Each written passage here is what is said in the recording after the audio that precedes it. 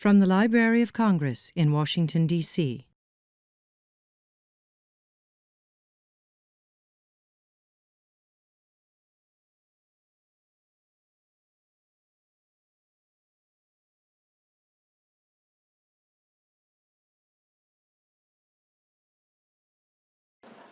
Good afternoon. I'm so pleased to see you here. My name is David Plyler. I'm with the Music Division at the Library of Congress, and I'm especially excited about this program. It's one that I've wanted to do for a long time, ever since I didn't realize that we had so many manuscripts of Charles Griffes in our collection. So when I came across them, I'd always hoped that we would have an opportunity to have these pieces performed, along with several other items that are in our collection, including 2 works by Amy Beach, and then also the César Franck Prelude, Chorale, and Fugue. I remembered hearing Solunga Liu's recording of all Griffes recordings, selections of his major piano works, and I was really taken with it, and so she was willing to work with me on this program and put together something that's really quite something, so I think you'll be in for a real treat when you hear her play starting at 2. One of the nice things about it is that it also includes what we believe to be a world premiere of a piano transcription of Griffes, of a Debussy work. So I'll say a bit more about that soon. But it's basically a work that's been hidden away, or at least unplayed in public, we think, for about 102 years. So just so you can get a sense of kind of the scope of our Griffes collection, we have 2 main areas where we hold Griffes manuscripts. One is just kind of the general ML96 manuscript collection. The other one is the Heinemann collection. We have a number of Griffes songs in German, some in English. He spent about 4 years in Germany, and so he tended to produce those German later when he was in Berlin. But there's several other works that he produced at that time that also have German titles, like a fantasy with the Fantische title and whatnot. But we also have a Heinemann collection, which is a collection that came to us with a number of different manuscripts already in it, and then also things acquired to add to it over the years. So part of these collections are a number of piano manuscripts in his hand. And the items that are in red are manuscripts that we all have. One little note about it is that the Pleasure Dome of Kubla Khan, where it says 2 sources, the manuscript sources that we have for that are not the piano version that you're going to hear today. There are 2 versions of the orchestral version that was done a bit later in life, and I'll say a bit about that when we get to that piece. So part of what, maybe before I start, one thing I'd like to know is how many of you know Charles Griffes's piano music? Excellent, okay, well we have some people who already know this music. So I hope you'll, well, are familiar with it, like to the point where it's something that you're comfortable with and enjoy listening to on the side or something, I don't know. Lots of times composers get into this kind of obscurity that they don't deserve, and their music is quite on par with others of the same time period, and just for quirks of fate, we don't know it as well as we would like to, and that's why it's also a nice pleasure to be able to present this music today. One of the main reasons that we don't know as much of Charles Griffes' music is because he died so young, at the age of 35, and it was an unexpected illness right at the kind of pinnacle of his, well, pinnacle, I should say, more like in a valley right before his career was about to take off. But he had produced a number of orchestral transcriptions of piano works that were really taking off. So Pierre Monteux and the Boston Symphony Orchestra performed the Pleasure Dome of Kubla Khan to rave reviews. They played it again at Carnegie Hall a bit later in that year. And then shortly thereafter, that was actually the last time that Griffes appeared in public, was at that Carnegie Hall concert. And then he was too sick to travel after that. But shortly later, Stokowski in Philadelphia premiered several transcriptions of his earlier piano works, some of which you'll hear today, and those were well received, but he was never able to hear them. So it's kind of a sad story. But while it is it's obviously not a good thing that we lost him so young, there's really quite a lot to celebrate about what he was able to accomplish in so short a time. He, I was speaking to the pianist today about these works, and one thing that she really brings out is that she doesn't feel like he ever repeats himself. There's this element of, while he's often described as an impressionist, a romantic impressionist, or something like that, he's also very much an avant-garde composer for the time, and he's always experimenting with what he's doing. And I think that you'll find that across these pieces that we're going to listen to today. So we're going to just take a kind of a quick survey. I'm going to show you, we'll focus on the main piano works that are going to be performed today, but I'll also play you just the openings of a few other movements that you're not going to hear, just so you can kind of get a sense of the breadth of what he has to offer. Solunga also very kindly allowed me to use her CD, so this is her recording, so it's nice, and I have permissions to use it, which is always a pleasure. So the pieces that he wrote a lot of works in his short life, many of which are short and small. The piano sonata that's at the end there is not his first sonata. There are a number of other sonatas unpublished, and I know that his biographer, Donna Anderson, has been working on creating editions of these other things. She is one of the people who produced the edition of The Pleasure Dome of Kubla Khan for piano in the 90s. But these things are not readily available, with the exception of the three-tone pictures, opus 5, the fantasy pieces, opus 6, and the Roman sketches, opus 7. The sonata is also very much available. And now, since the 90s, the Pleasure Dome of Kubla Khan is available. The other pieces listed there that I'm not going to really play anything from, the Winter Landscape, De Profundis, and the Legend, and there are a number of other smaller little pieces. They're just examples of character pieces that are worth just checking out on your own if you find this music interesting. One of the things I admire about Griffes, beyond just liking his music, is that he was a very avid and active and successful transcriber of his own work. So the three-tone pictures, of which we're going to hear two of them during the concert, he transcribed twice, once for winds and harp, and another one for a kind of a dectet plus piano, so 5 winds and 5 strings. If you can hunt them down, they're really worth listening to. They're quite something and interesting to hear. So starting with the Lake at Evening, I'm just going to play the opening of it so you can get this sense of the kind of placid and beautiful writing that Griffes was known for. Sorry. So that's not.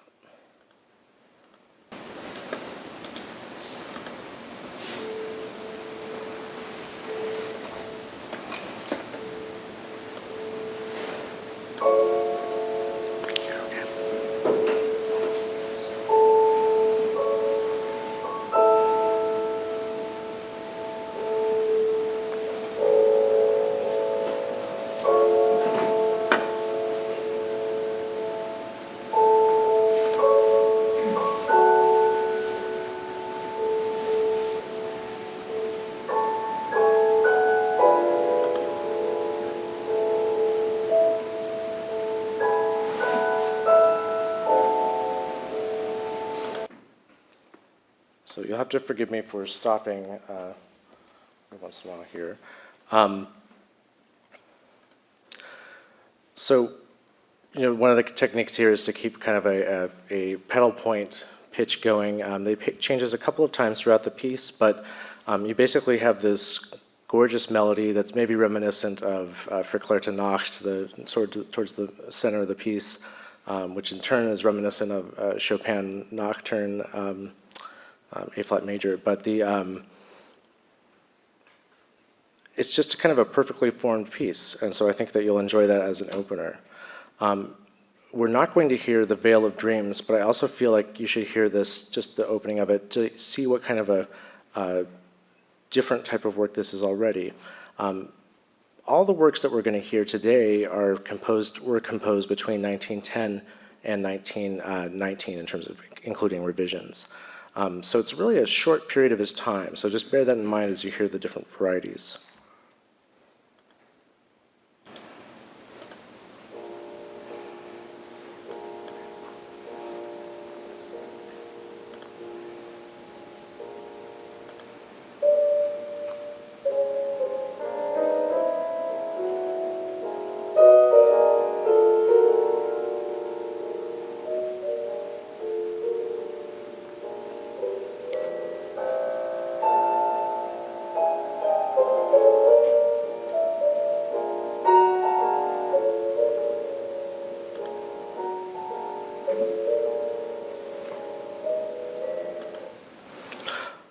So all of these works that have these kind of easygoing beginnings in terms of just getting us into the sound world, he tends to push the pianist quite a bit as the pieces progress. So they not only is there interesting development of the material itself, but it also is demonstrative of his mastery of the use of the keyboard. He was a pianist himself, and it would have been interesting to hear him play. But you can already hear that this is starting to work into a different sound world, but yet it's still doing sort of a pedal point type of thing. In this case, instead of a single pitch, we're looking at chords that are repeating.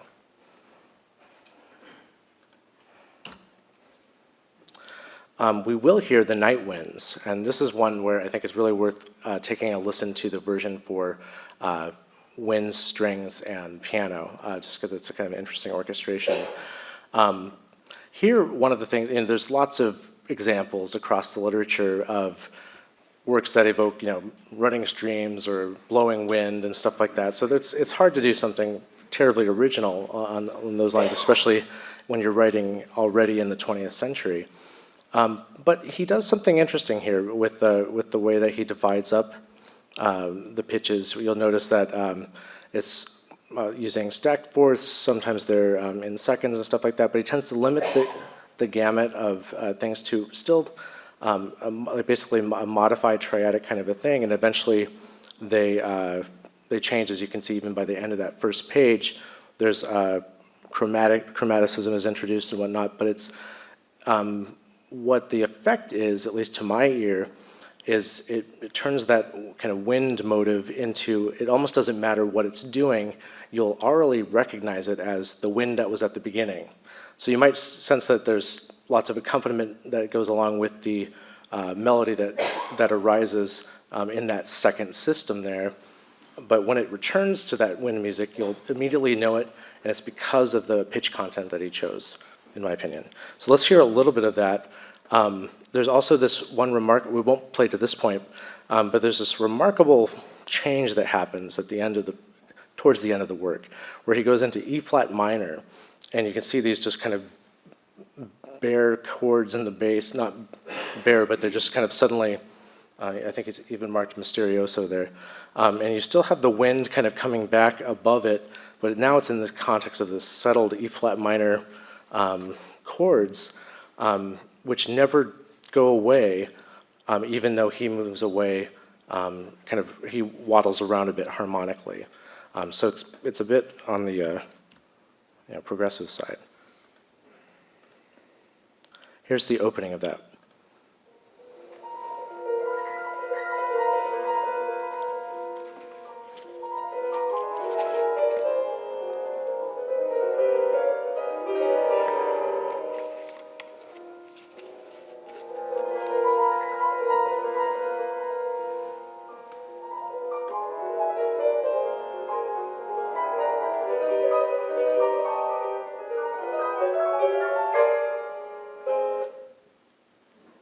I always hate to stop, but you'll get to hear it shortly. The next pieces that we're going to represent on the program we'll do the complete set, or I won't be, but the pianist will be doing, thankfully not me, the fantasy pieces, opus 6. And these ones are more, it's a barcarolle, a nocturne, and a scherzo. We have, I hopefully not misremembering this, but we have the barcarolle and the nocturne manuscripts. And originally well, that's the other piece. These were not always grouped this way in terms of what they were going to be. They kind of coalesced into this when he was going to trying to get them published by Schirmer. And in particular, it was in 1915, 1916, this period, when he was able to convince Schirmer to actually publish his piano music. They had already published earlier, I think it was early as 1910, 11 or something, a few of his songs. It added a few more songs after that. But it actually took a letter from Busoni to convince them to take on his piano works. And thankfully they did, because this is one of the ways that we have some good editions of these. One thing I didn't notice, but you'll find in the program notes once we get them, is these inscriptions that he would attach to each of these. In this case, it's a poetic, it's from a poem by William Sharp, which is also, he's the poet who pseudonymously is known as Fiona MacLeod. So he has some songs that use her texts as well. One of the things I just want to point out about this piece, and maybe I'll try to, this is a longer work, I'll see if I can get to the right spot to show you the second part of it. This one actually really reminds me of Busoni. It strikes me as something that Busoni would do.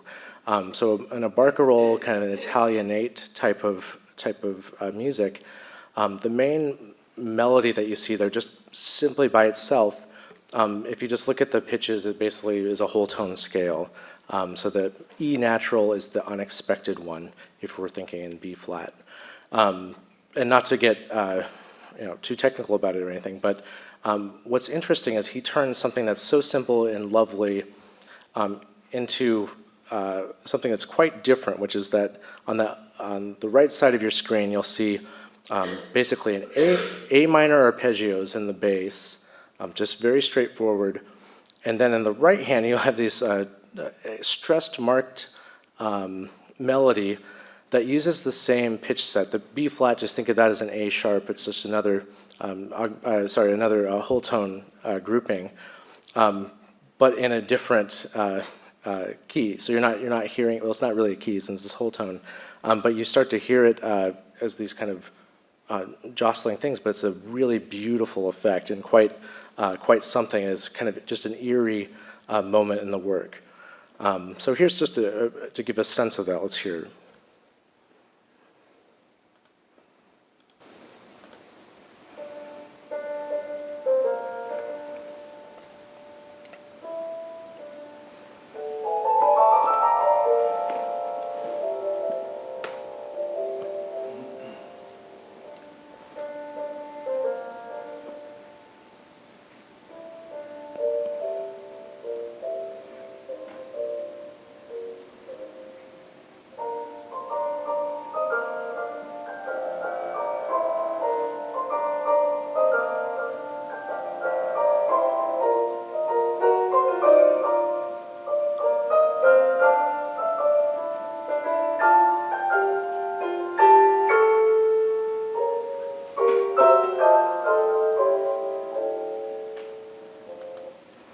Let me just see if I can skip to the other spot. I think it's here.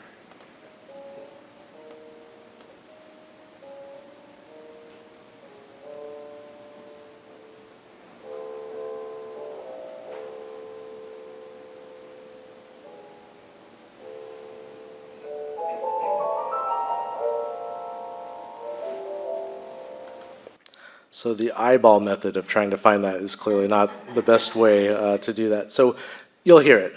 It'll be clear. There's just different ways that he does it in terms of the juxtaposition of different ideas that are still quite recognizable and clearly meant to be melodic and accompanied in a very traditional way.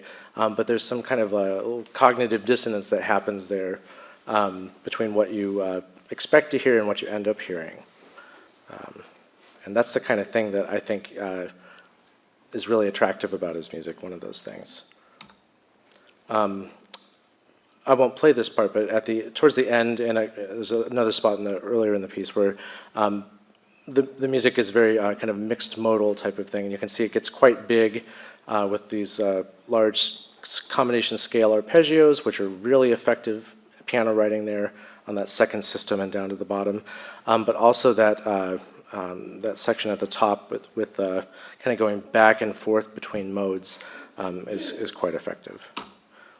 The Nocturno is another piece that's just immediately goes into a different world, except that you'll notice that the pitch collections that you hear at the beginning share something quite in common with that first piece we're looking at.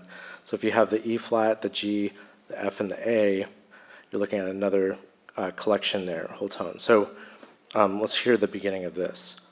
And this is a very melodic work, but it develops in interesting ways. And one of the things to listen for when you're hearing the whole piece is the way that Griffes morphs the accompaniment very naturally, so that it gives what would otherwise maybe be too simple a melodic idea. It gives it lots of space to grow and still remain very interesting.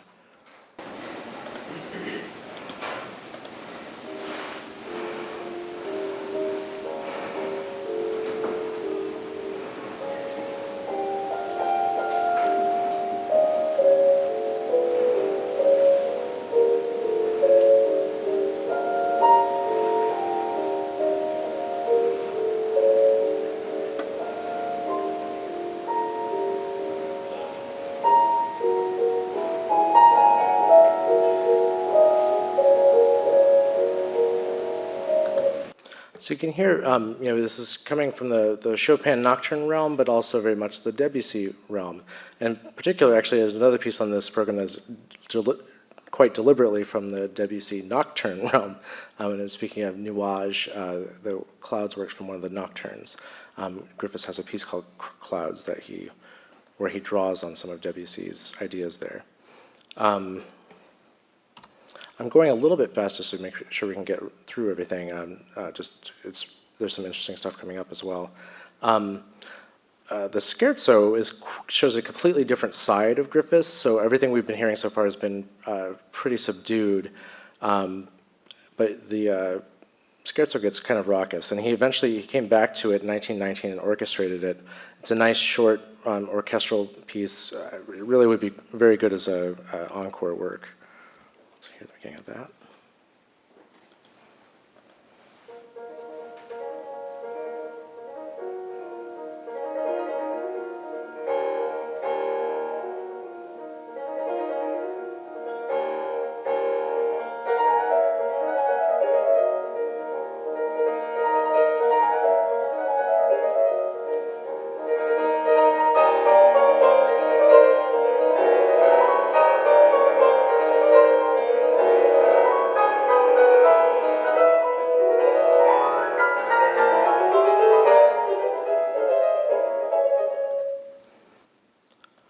So yeah, it's a very different world, and it has a nice contrasting trio section, but still kind of maintains its energy all the way throughout it.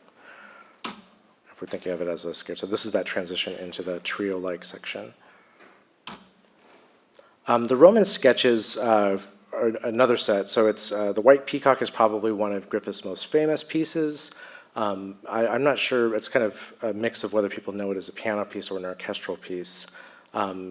But in any case, it's interesting in both ways. And again, because he was such a good orchestrator, I think it's really worth taking a look at that. There's some controversy about his orchestration, but I tend to just admire the default of whatever the composer did is kind of worth getting at. And that controversy comes specifically with the Pleasure Dome of Kubla Khan.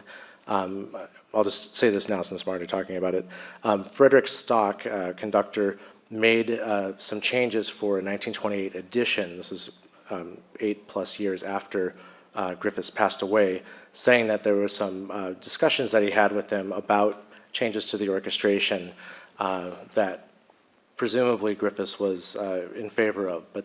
And so I'm not impugning Mr. Stock on this, but there's some doubt as to whether they would have been approved by him had he lived. So there's the early edition that Pierre Monteau continued to use throughout his career, and I know that Ozawa used that edition as well, the early edition, where you also will hear the other versions going through. But anyway, if you take a listen to the orchestrations, you'll see what I mean, and there's some idiosyncrasies there, but that's a good thing, I think. I don't like that if everybody sounded the same.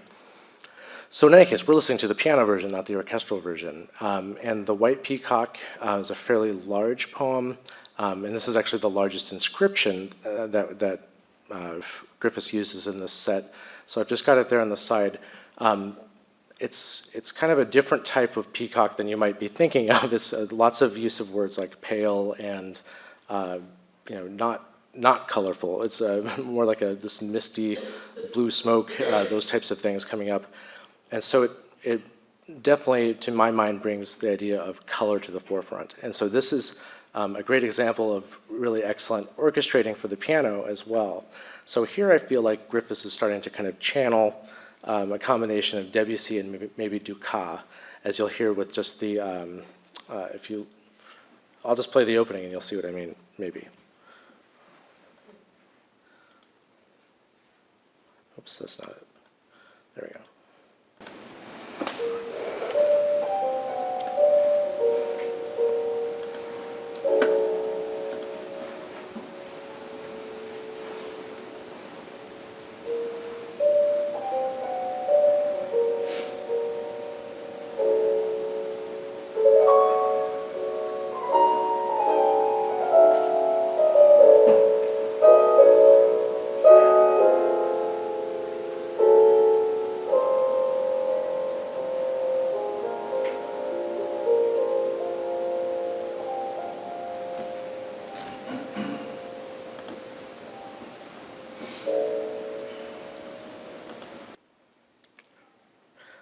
So that's the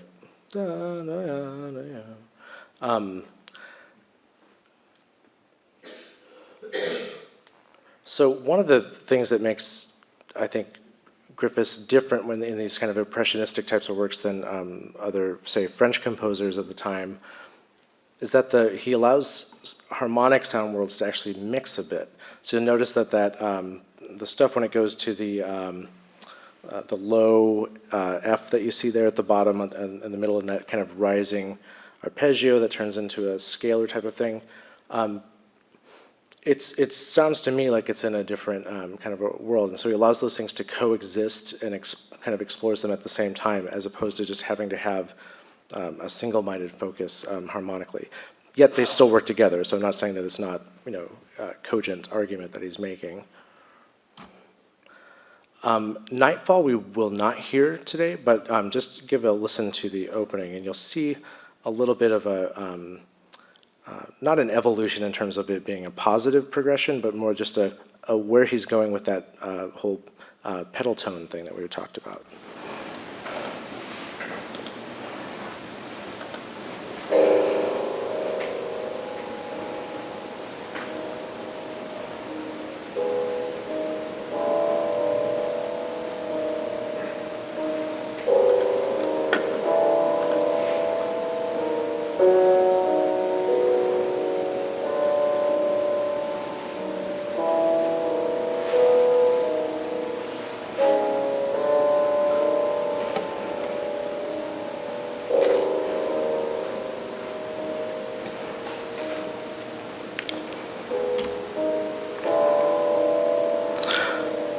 So what he's doing here is we're clearly having that D sharp that's kind of continuing there, but in the context he puts around it, all the tones around it, so the D and the E. And it's quite startling, but instead of it being like this sort of big deal, drawing attention to itself sort of thing, everything is very quiet, and it's kept very much in this realm of exploring color and what dissonance can mean in that realm. So it's not the kind of functional dissonance, and I mean, in some sense it is, but in the way that you might see in some of his earlier works.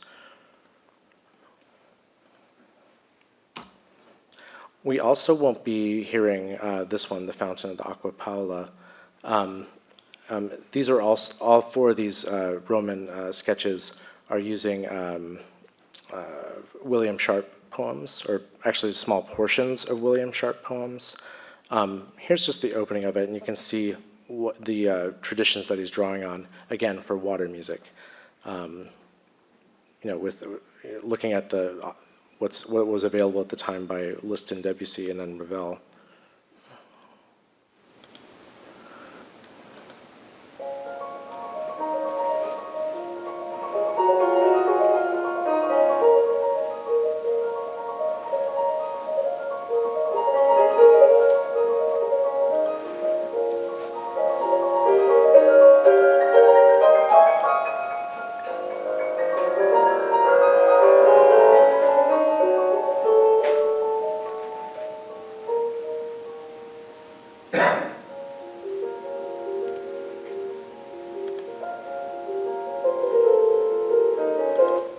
So it changes character there, but you'll notice that those even though it's grouped in fours here, the sonic groupings are three, and it's a very kind of a recognizable thing, just like we had with the night winds earlier, looking at that. Like you recognize the wind when it comes back. Well, you recognize maybe when you're looking back straight on at the fountain, and maybe attention wanders a bit, but then you're able to reorient yourself pretty quickly. And that's, I'm not saying this is like the most amazing water accompaniment you could come up with or something like that, but it takes skill to actually do something that's convincing like that and doesn't sound hackneyed or just like, like an Alberti bass like up in the stratosphere or something like that. So there's a good deal of thought that goes into those types of decisions, and it seemed to come very naturally for Griffes.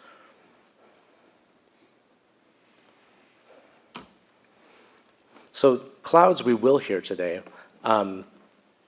And this is the one that, again, has a little bit of a relationship with Nuage, the Debussy. Let's listen to just the opening. You'll see what I mean. But this is, again, a case where Griffes is really able to grasp the poetic idea and run with it.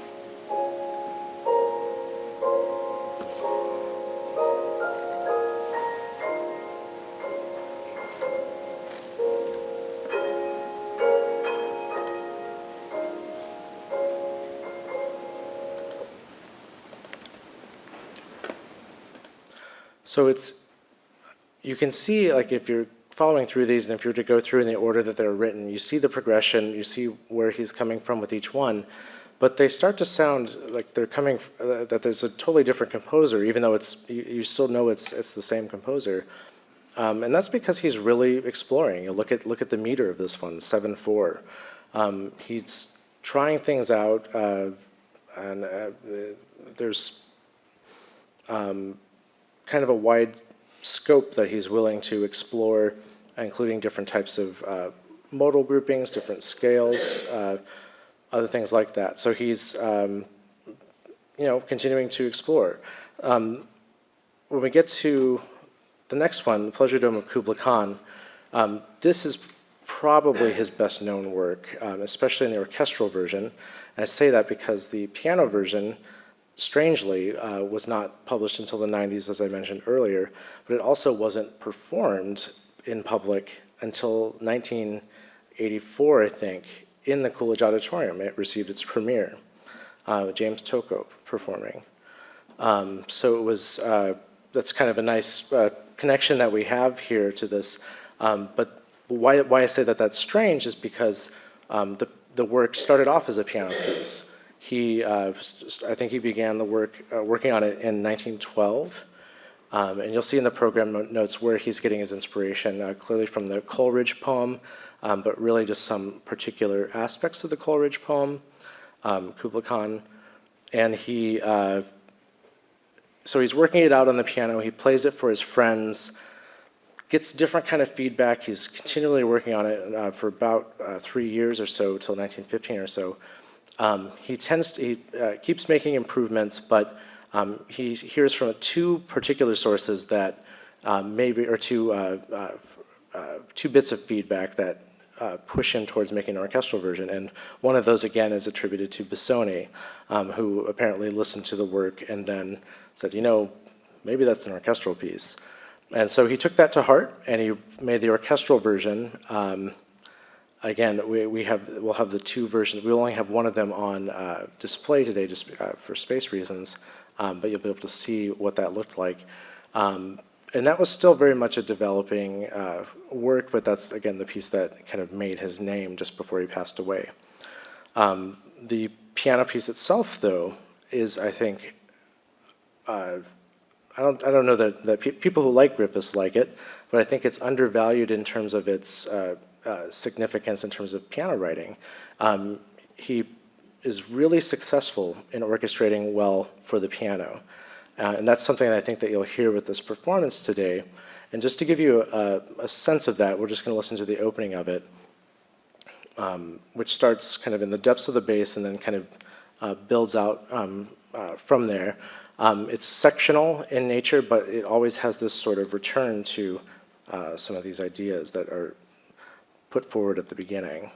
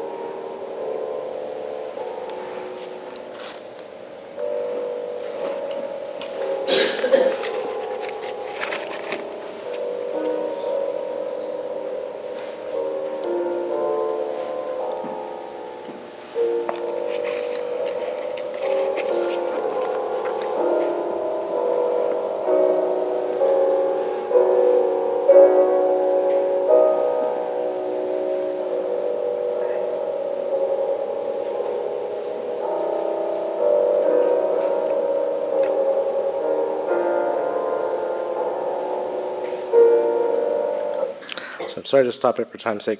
Also, we had a little bit of a sound trouble earlier, so that it sounds much better with a live piano. So, and it's much fuller sound. So this piece is interesting for a number of reasons, but it's of particular importance to this pianist who has some Mongolian heritage. And in fact, this is a photo that she gave me that her mother took and put into a book, Murin Shi.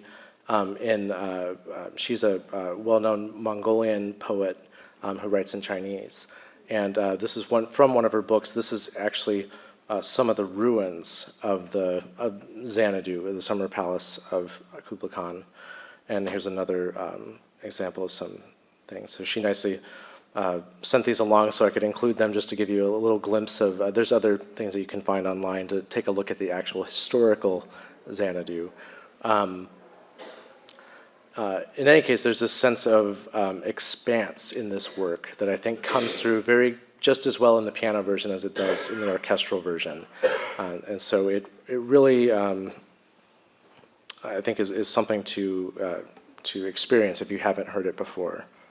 And if you have heard it before, it's something to experience again. I'm just going to play you, a little bit of one other very significant Griffes piano work that we're not going to hear today. We've considered the idea of programming it, but it's just too much. So we've already, the first half, by the way, is much longer than the second half. So that's just the way that it worked out. But I wish we could have put the sonata in there, but just so you can see where he was going towards the later years, 1917, 18, I'm going to play the beginning of each movement, just so you can get a sense of it.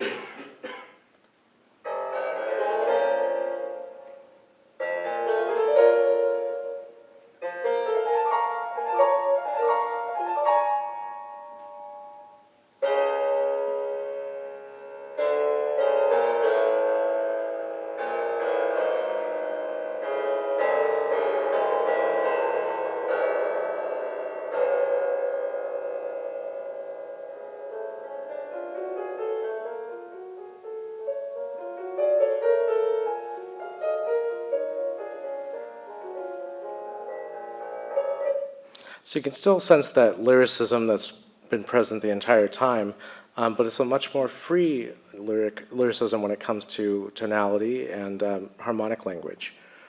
Here's a little bit of the second movement.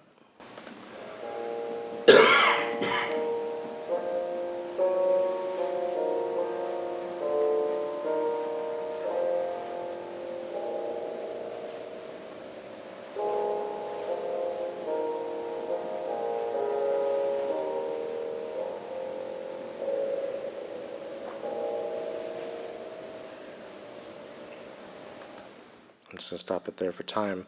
That movement, Griffes would orchestrate as well as an orchestral movement called, I think he called it a nocturne.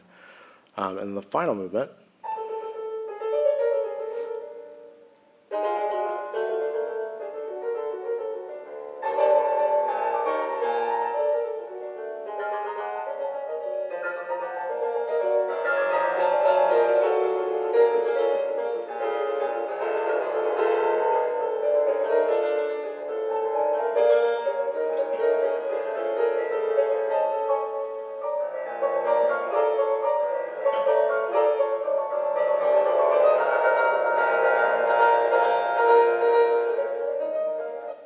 I don't know if any of you heard in there a little bit of Prokofiev's 7, the 7th sonata. I do. The last movement? Yep, da-da-da, Yeah. that part. There's some similarities there that I think are circumstantial. But then there's, let's see. So this sonata is well worth getting to know. It's worth taking a look at. You can just see he's very much moving in a more modernist trajectory. The other pieces also at the time were considered to be modernist as well. They only sound a bit more familiar to us just because we've had the intervening century to get used to those sounds. Let's see. I think, last thing I think I have on here is just kind of an interesting little story about a piece. I don't have any examples of it because this is the piece that's going to be premiered today. And so this was a version of the central movement from Iberia, from Image for orchestra of Debussy. I'm not sure why it did that, but anyway, so this is just the cover page of the manuscript that he transcribed in 1915 after hearing the work. What's interesting is that he didn't actually like the work that much, with the exception of this one movement.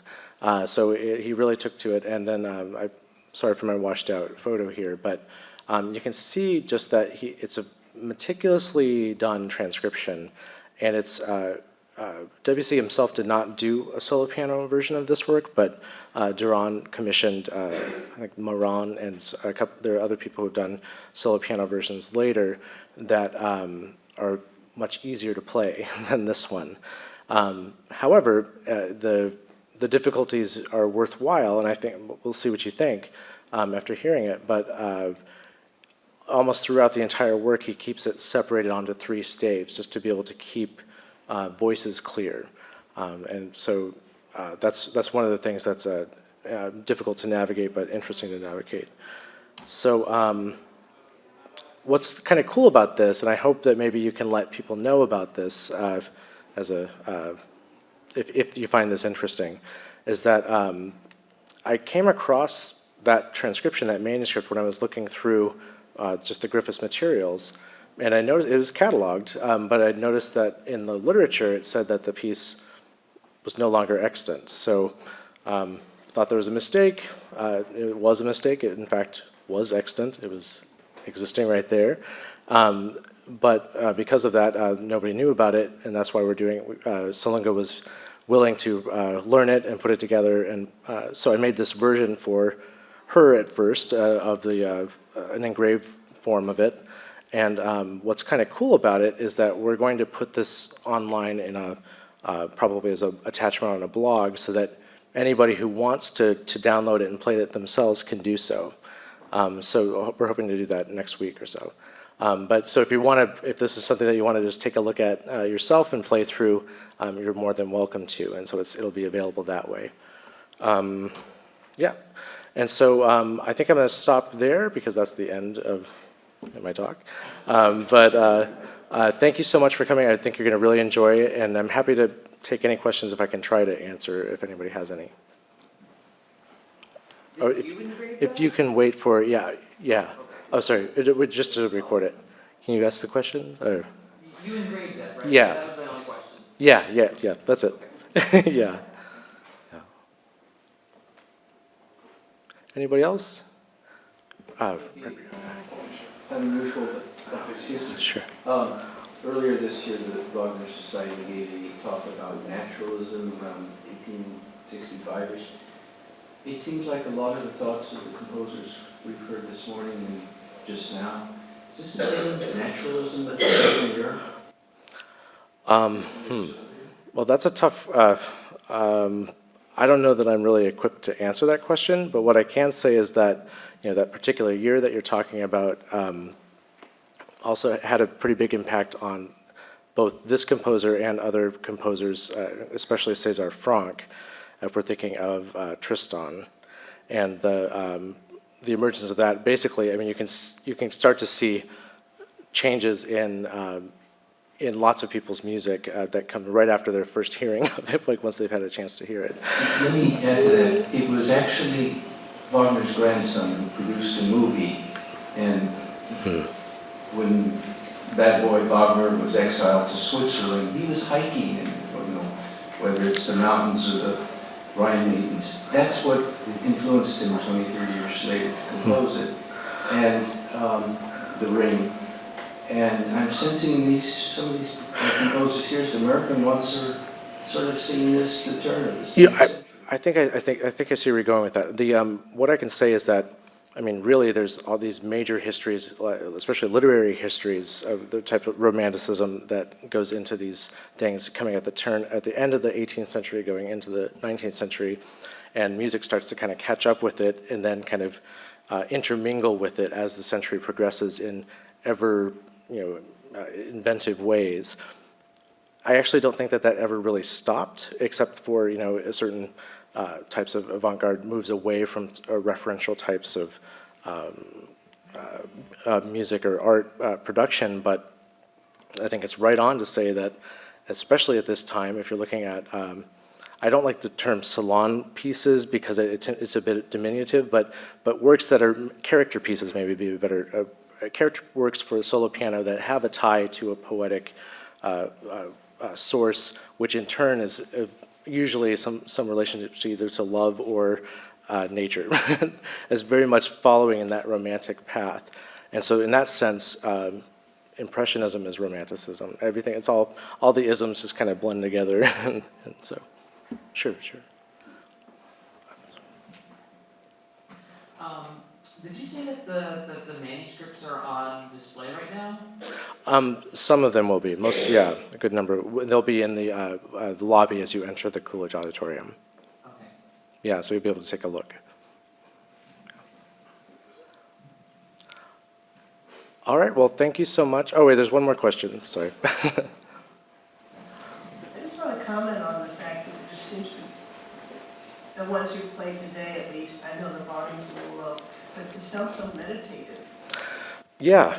And it's like it's just an opening, a lot of space, very different sounding, I think, than a lot of other American composers. Yeah, and there's, that's a good observation. Have you heard his music before, or this be early?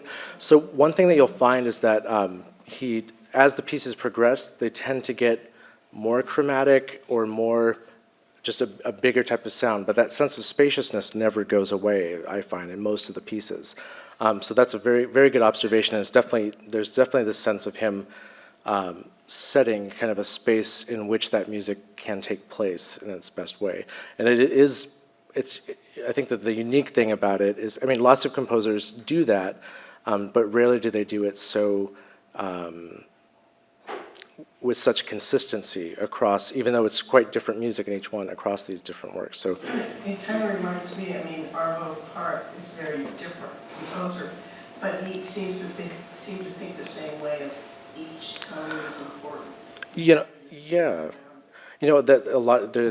Parrot's a good example. And then, of course, there's a religious component that tends to come into it. But I think, for me, with lots of these kinds of musical evocations, religiosity and any type of spiritual component, regardless of any sort of doctrinal relationship, just comes through in the way that composers think about this music. So I think it definitely is a good observation that comes through.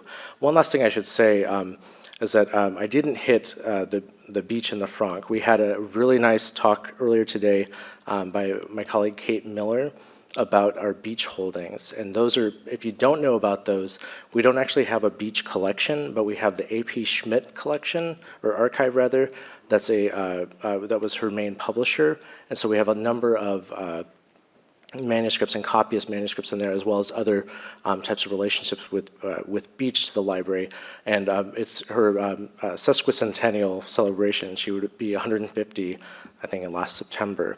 So if you weren't able to make it to the talk this morning, we do encourage you, if you have an interest in learning more about Beach, there are a lot of resources available at the library. And the franc, I'm not going to say anything about that only because it's such a well-known work, but it's, again, one of those great pieces that we also happen to have the manuscript for. So that'll close out the program. So thank you all so much for coming, and enjoy the performance. This has been a presentation of the Library of Congress. Visit us at loc.gov.